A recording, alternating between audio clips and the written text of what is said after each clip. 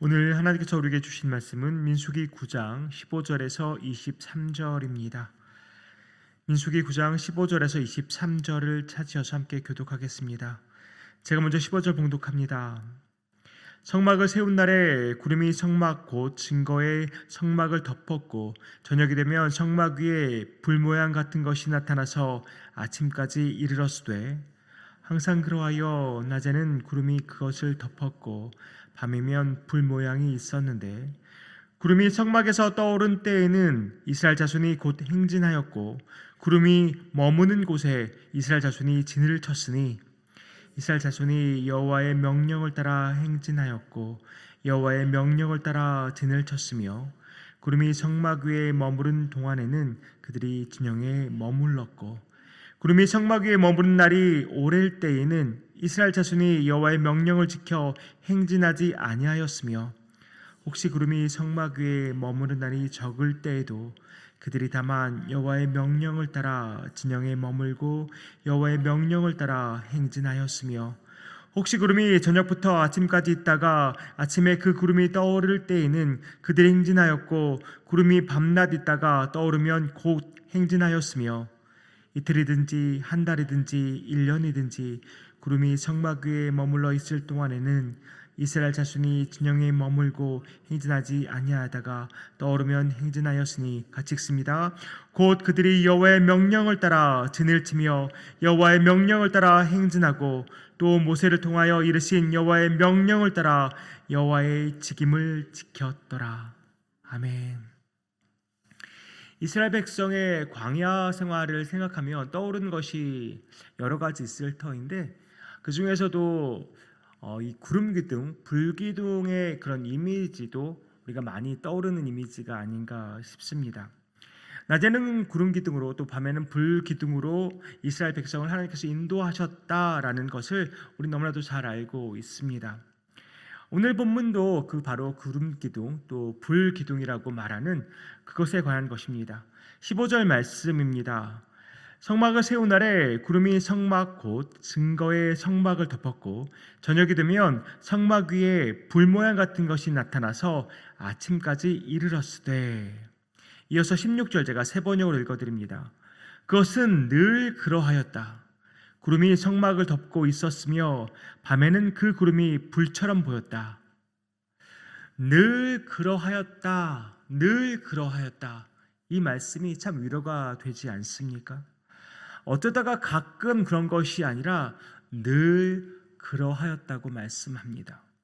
어느 한순간도 하나님께서 이스라엘 백성을 떠나지 아니하시고 늘 함께 하셨다는 말씀입니다. 힘든 광야 생활이지만 주님께서 늘 함께 하시기 때문에 견뎌낼 수 있었던 것입니다.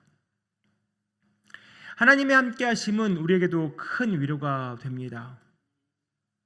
더불어 구름으로 하나님의 함께 하심을 보이신 하나님께 이스라엘 백성들이 보인 태도와 그 반응도 우리에게 큰 도전이 됩니다. 오늘 본문에서 여러 차례 반복하고 있는 말이 있습니다. 읽으시면서 눈치채셨겠지만 무려 8번 정도 반복하는 말이 있습니다. 그것이 무엇입니까? 바로 여호와의 명령을 따라. 여호와의 명령을 따라라는 말이 계속해서 반복되고 있습니다. 물론 19절에는 여호와의 명령을 지켜라는 말로 이렇게 조금 다른 표현이 있지만 어쨌거나 이스라엘 백성은 여호와의 명령을 따라 진을 치기도 했고 여호와의 명령을 따라 행진하기도 했습니다. 온전히 그들은 여호와의 명령을 따라 모든 것을 행한 것입니다. 구름이 성막 위에 머무는 날이 오랠 때에는 오랫동안 진영에 머물고 또 반대로 머무는 날이 적을 때에는 그만큼만 진영에 머물다가 행진을 하였습니다. 밤낮도 가리지 않았습니다. 구름이 머무르면 멈추고 또 구름이 떠오르면 행진을 하였습니다. 22절을 보십시오. 이틀이든지 한 달이든지 1년이든지 구름이 성막 위에 머물러 있을 동안에는 이스라엘 자손의 진영에 머물고 행진하지 아니하다가 떠오르면 행진하였으니 구름이 성막 위에 머무는 기간이 이틀이든지 한 달이든 심지어 1년이든 상관이 없습니다. 구름이 머물러 있는 기간만큼 그들도 그곳에 머물러 있었습니다. 하나님의 명령을 따라서 진을 치고 그곳에 머물러 있었습니다. 그야말로 하나님의 명령에 순종하는 삶을 그들이 살아갔던 것입니다. 우리가 신앙생활을 하다 보면 하나님의 때를 가늠하기도 어렵고 또한 하나님의 속도를 추측하기도 어려울 때가 많다는 것을 경험하게 됩니다. 우리가 생각하는 때와 하나님의 때가 다르기 때문에 우리는 그렇습니다. 또한 우리가 원하는 속도와 하나님의 속도에 차이가 있기 때문입니다. 한번 상상해 보십시오. 1년 동안 구름이 성막 위에 머물러 있고 떠오르지 않는다면 얼마나 답답했을까요? 하루 이틀, 일주일, 한 달까지도 편하게 기다릴 수 있었을 것입니다. 그런데 한 달이 지나고 그들이 쳐다보지 않았겠습니까? 저 성막 위의 구름이 언제쯤 떠오를까? 한 달이 지납니다. 2달이 지납니다. 3달, 4달이 지나도 구름이 가만히 성막 위에 있다면 그때부터는 좀 마음이 조급해지지 않았을까 싶습니다. 이러다가 이 광야에서 그냥 주저앉는 것은 아닌가라는 생각도 했을 것이고, 이렇게 계속 있어야만 하는 것인가? 여러 가지 많은 생각들이 그들에게 생겼을지도 모르겠습니다. 그런데 이스라엘 백성은 1년이라도 구름이 떠오르기까지 기다렸다가 여호와의 명령을 따라 움직였습니다. 반대로 하루 만에 진을 쳤다가 다시 행진하게 된다면 얼마나 황당했을까요? 어제 진을 쳤는데 바로 내일 행진하라고 한다면 얼마나 황당했을까요? 짐을 풀기가 무섭게 다시 챙겨서 행진해야 된다면 솔직히 얼마나 짜증이 났을까요?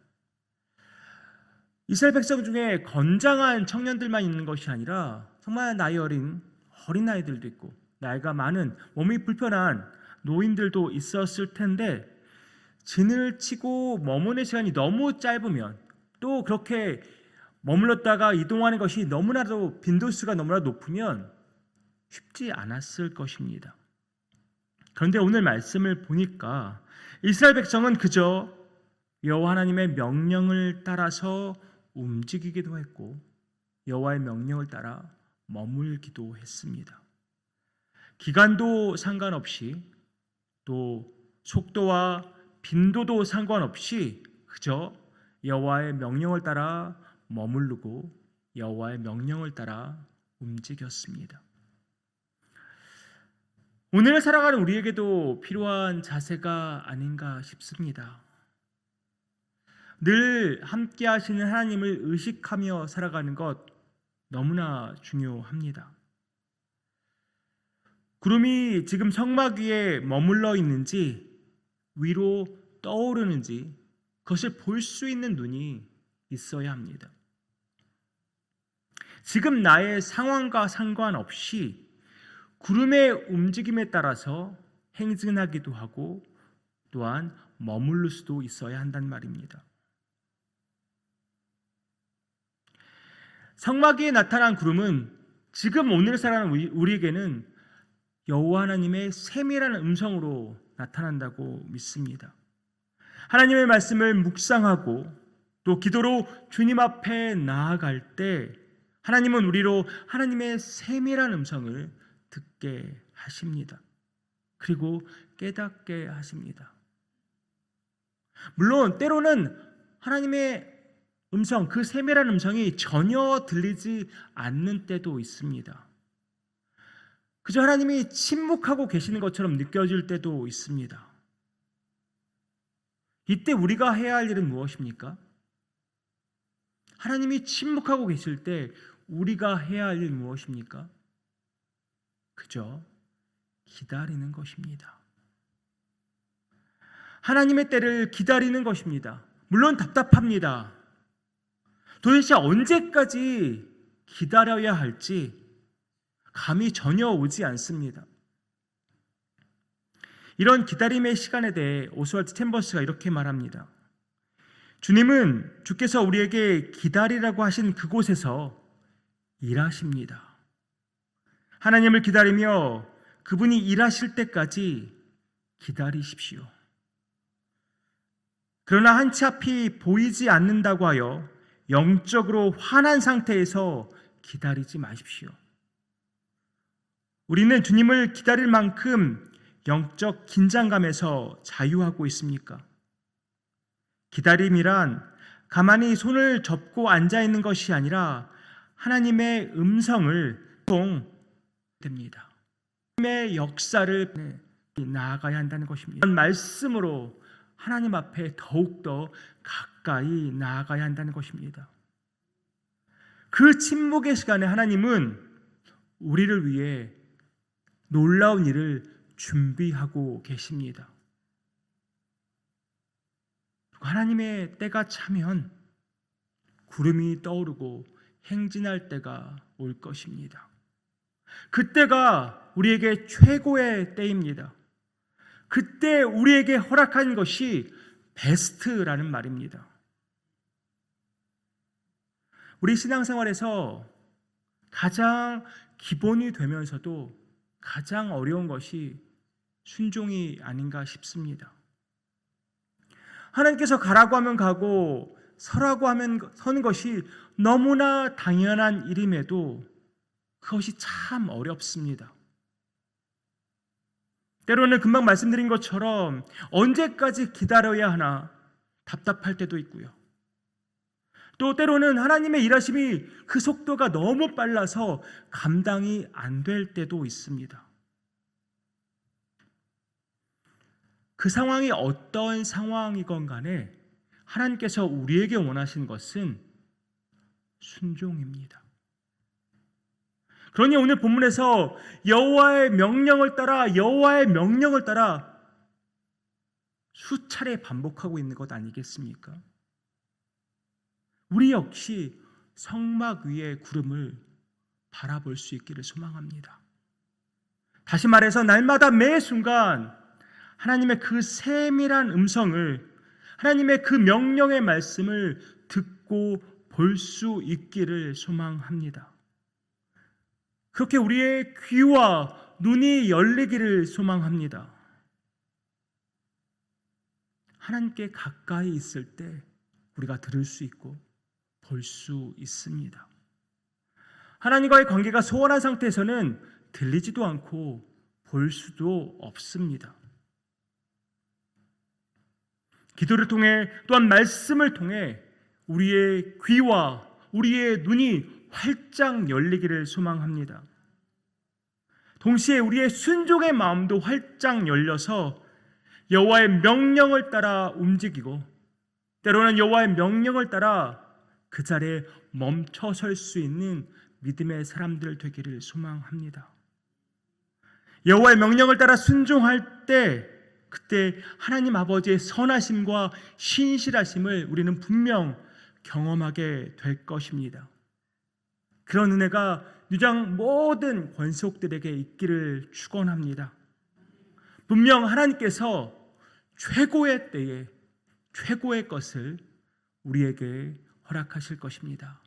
기도하겠습니다. 아버지 하나님, 성막 위의 구름을 바라봅니다. 그것이 머물러 있으면 우리도 그것을 하나님께서 지금은 머물러 있으라고 기다리라고 하시는 말씀인 것으로 우리가 깨닫고 잠잠히 기다릴 수 있기를 원합니다. 성막의 구름이 떠오르면 우리도 용기를 내어서 행진할 수 있는 우리가 되기 원합니다. 우리의 귀를 열어주시옵소서, 우리의 눈을 열어주시옵소서. 여호와께서 명령하실 때에 곧장 순종할 수 있는 우리 모두 되기 원합니다. 주님은 신실하십니다. 주님은 선하십니다. 선하고 신실하신 하나님께서 최고의 때에 최고의 것을 우리에게 허락하실 줄 믿습니다. 믿음으로 오늘도 나아가는 우리 모두 되기 원합니다. 성령님 인도하여 주시옵소서. 이 모든 말씀 예수 그리스도의 이름으로 기도하옵나이다. 아멘.